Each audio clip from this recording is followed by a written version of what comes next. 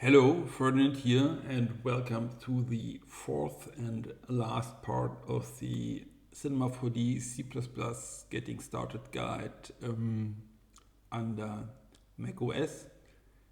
In this part, we are going to create our own first module and a plugin in it. So we are right where we stopped in the last part. So we created a build system and then build it. So we have here our build output, and in the last part we debugged it.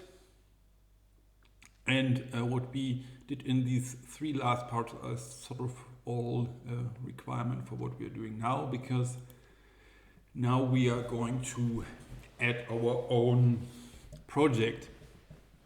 And generally, we could, for example, just go here into example main and then here the source code, and we could, for example, pick here the object and rounded tube file, which we edited in the last example, and we could here put our own plugin class. So, for example, here another object data class, and then just add here the registration at the bottom. But the problem with this would be, of course, as we have learned by now, is that each of these folders here in this plugins folder, or to be more precise, each folder which has this project folder in there, will be compiled into a module library, and Cinema will then load this module library and all the plugins which are in it. So if we would do that we would just put our code here into, for example, example main. This would then mean that you would always have to ship all the content of example main with your plugin, which of course, first of all, for copyright reasons would not be possible, because you do not own the source code in there, but also would not be very nice if for your customers if you would always ship the SDK project here with your plugin. So the solution to this is, of course, to create our own module. And one module which lends itself well for that is the Hello World module as a template. So this is example for the minimal implementation of a module. So basically are going to just clone this here and gives this a unique name, or at least a better unique name. I'm going to call this, this doesn't have to be called example, but that's how we internally name our modules here as a code example. So I'm going to call this example, but you can pick here any name. So I'm calling this example dot my project. Okay, so now we have here our new module project folder, and we can also get rid of this README file because it's not really relevant here. And the two things we need in a new module are a project definition file and a main CPP file. So let's first have look at the project definition file. So just as a quick overview, all these projects have here these project definition files, and the project definition file defines the build configuration of your project. So you can do there things like defining header search file paths and configuring the compiler and all the things you can usually do in these build system configuration files. But you also have to do there a few things which are special to Cinema 4D, and all the SDK project files mainly revolve around these things you have to set up for Cinema 4D, and this is also all what we'll be doing here. So let's have a look at what these special settings are. So first of all, you have to define the platform for a project or for a project. And by default, this is, or in our examples, this is always Windows, macOS and Linux. And if you would, for example, remove macOS here from this list, for example, my project, if you would then generate a build system or regenerate our build system, then example, my project would not be part of the build Xcode build system, because we say here, okay, we do not want this to be included for OS X build systems when we remove this here. Usually you can just leave this as this triplet value, unless you have some special projects where you have to modify this. The next setting usually also does not have to be changed for third-party plugin authors, so this defines into which type this project is being compiled. And for plugin projects, this is usually always DLL, because this basically means this is compiled into your modules. So for Xcode, this means it's compiled into xlib dynamic library. Lib means static library, so framework. So if you, for example, look here at the wrong folder. If you look here at the animation framework, you can see this is of type lib, because as we established before, frameworks are being compiled into static libraries. But yeah, as a third-party author, you usually do not implement frameworks, so you will never need this. And app is for applications, and this is not possible for third parties. What you, however, have to configure at some points is the APIs. So APIs is the list of frameworks, so the abstract units into which our API is divided, which can be used in this project. So when we include here the asset framework, this, for example, means that you could include in your project the asset_browser.h header file. If we would remove this asset framework here, this would mean that the asset framework is not on the header file search path of this project, and therefore you cannot include them and cannot use them. These four frameworks are a good template for commonly needed things. You could also put here more. This is, so for example, if you look here into example.main, this uses a lot more frameworks because there's a lot of functionality in this project, but yeah, this is a good starting point. These two things you can basically just copy blindly. This is a fairly technical thing. You can read in the docs about what this does, but as a third-party developer, you always want to set C4D to true, and you usually also always want to re-enable the style checks after that.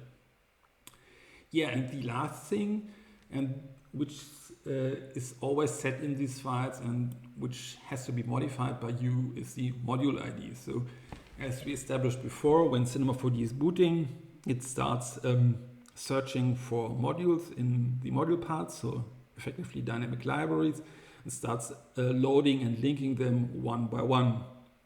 And because Cinema 4D does not use the native OS mechanism for this, every module has to register itself with a module ID, and this is what we're setting here.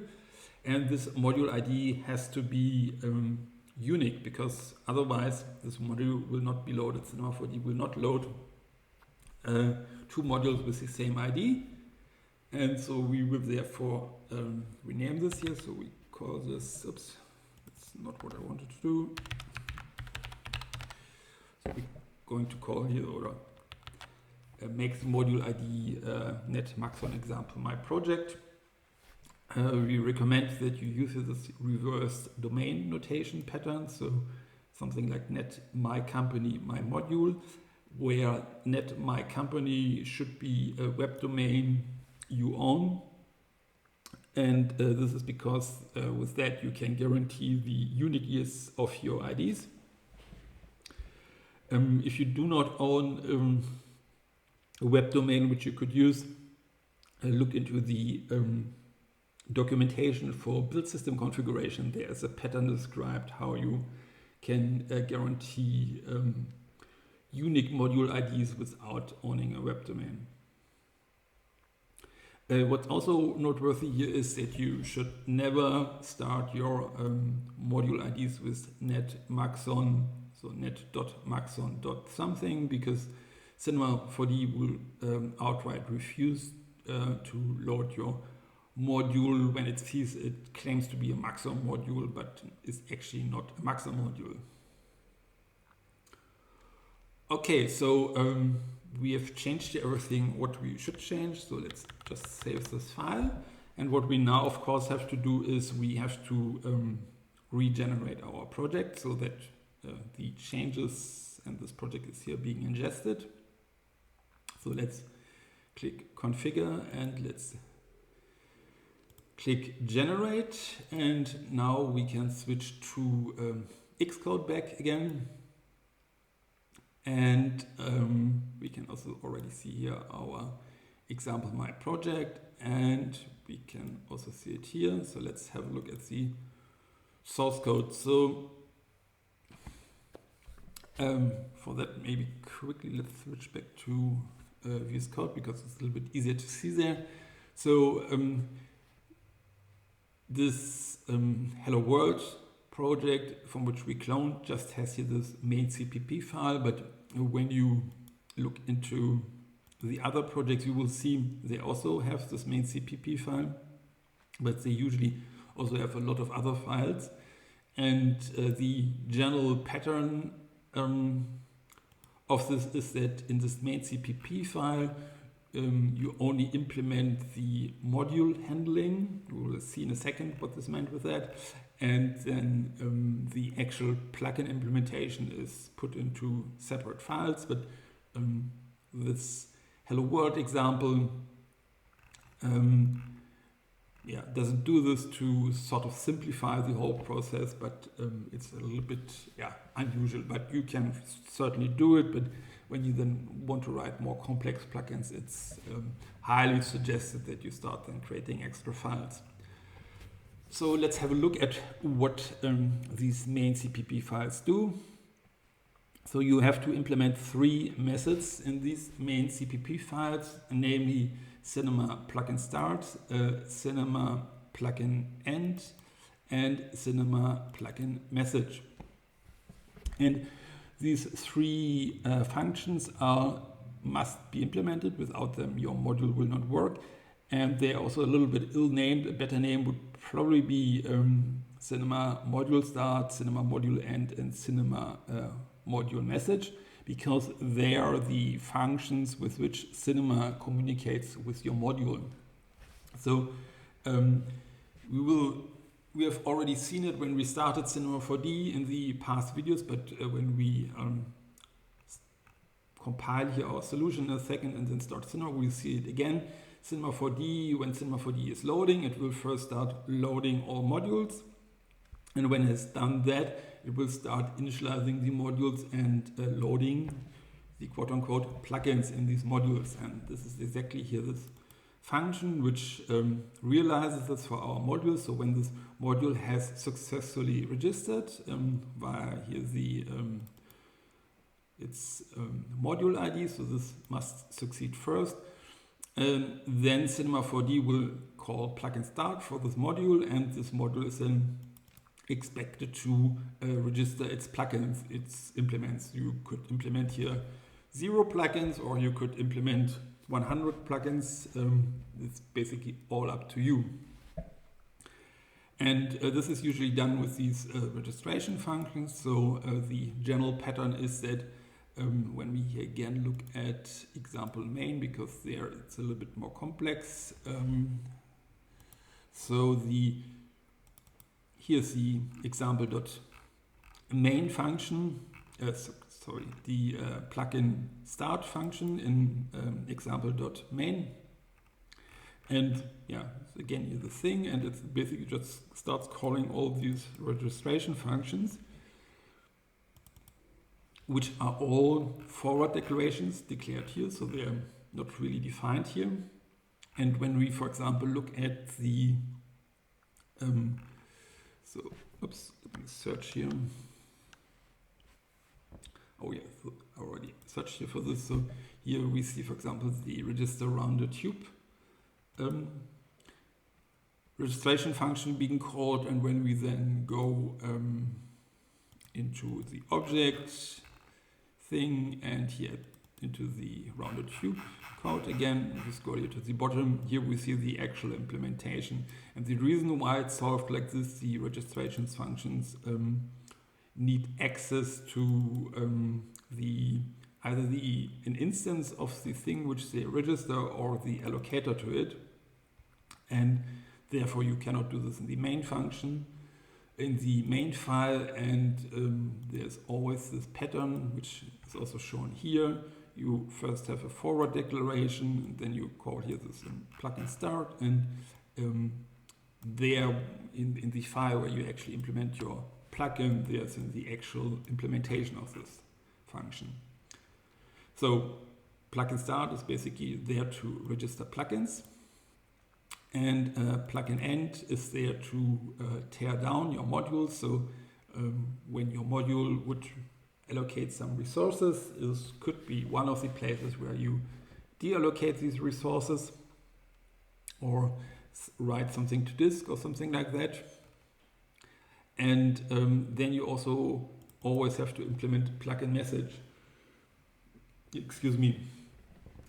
And plugin message is used to convey the various states of Cinema 4D to a module. So states are then something like Cinema just started, Cinema is loading plugins, Cinema is shutting down plugins, Cinema is shutting down itself, or many more message states, and you can then react to them. And one which you always have to implement is this init system message. And what you have to do here is check if the global resources of Cinema 4D, so basically if the res folder of Cinema 4D has been successfully initialized, because if that's not the case, then you shouldn't start your module. So basically you can just copy and paste this code into your module and don't have to really change this unless you want to do something custom here. And what you have to do custom for your module is this plugin start, or at least you have to customize this register my plugin method. Yeah, and that's pretty much it for the boilerplate code. So this boilerplate code in the main CPP file is about registering your plugins and managing the life cycle of your module. And the actual implementation could then look something like this. So here's the actual plugin implementation, and here is the plugin registration. Let's talk about the registration first. So just like for the module where you needed a unique ID, you also need a unique ID for each of your plugins, and other than for modules, you cannot invent them yourself. You have to get them via this link here. And the reason why these must be unique is because, so for example, when you register a command plugin like we do here, or if you register an object plugin like the rounded tube example does, which we looked at multiple times by now, this then becomes the ID of this thing. So in the case of a command, this becomes the command ID with which someone can invoke this command. And in the case of an object, the plugin ID becomes then the object ID or the type ID of this object, so that someone can instantiate your object. And it's of course obvious when the thing is not unique, this will then lead to ID collisions, and Cinema 4D will simply refuse to register a plugin with the same ID twice. So therefore the thing must be unique. And Then what you do in these registrations functions you write is you call them these built-in registration functions. There's one for each plugin type, which you can implement. So we're calling here, for example, register command plugin because we implement here a command. And they follow then the general pattern that you pass in here the plugin ID, then define the label of the plugin, pass some plugin flags. We pass here no flags in this case. Maybe you could also, or not maybe, here you can then, at least for the command plugin, define an icon, you can define a tooltip, and in the case of the command plugin, you then also pass an instance of your command. And yeah, these registration methods for the different plugin types are not identical, but they all follow this general pattern: plugin ID, name, tooltip, maybe an icon, maybe some flags, and then either an instance of the plugin or the allocator, as we have seen it for the rounded tube case a few minutes ago. Yeah, then we have here the actual implementation, and this is your command data plugin, and this is fairly straightforward. This is basically a plugin which places in button or menu entry in the interface. The user then click on this, and then a function is run. Here, this function just opens a message box which says hello world, and then terminates. But we could of course also write here some more complex function, which for example is such as for an object in a scene and then does something with it or something like that. It's a very good starting point to get familiar with our API. So the one thing which we have now to do is we have to replace this plugin ID, because remember we cloned this from hello world. So if we, for example, let's here go into hello world, you would see these are the same IDs. Oops, where's my project? There's my project. These IDs identical. And Cinema 4D, because they are loaded in alphabetic orders, Cinema 4D would basically then load hello world, but then refuse to load my project because this ID is already used. And I have here new ID off screen, which I'm going to paste in here now. And that's already it. That's all we have to change here. So, and maybe let's also change here the label that's a little bit more clear what is what.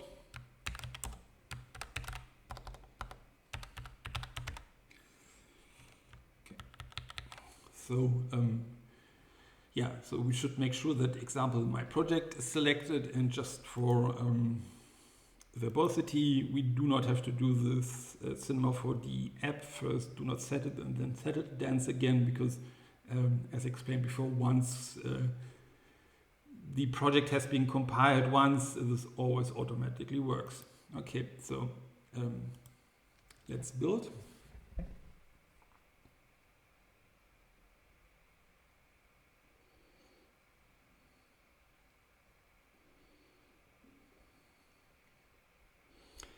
And now we can see the module loading phase about which I talked. So it's currently searching the module path and loading the modules.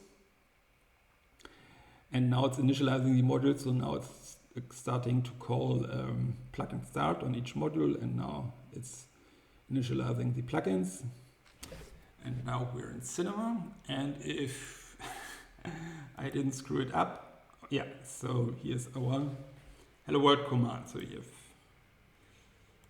on your module, the thing that's exactly the same as the built-in thing, of course, but yeah.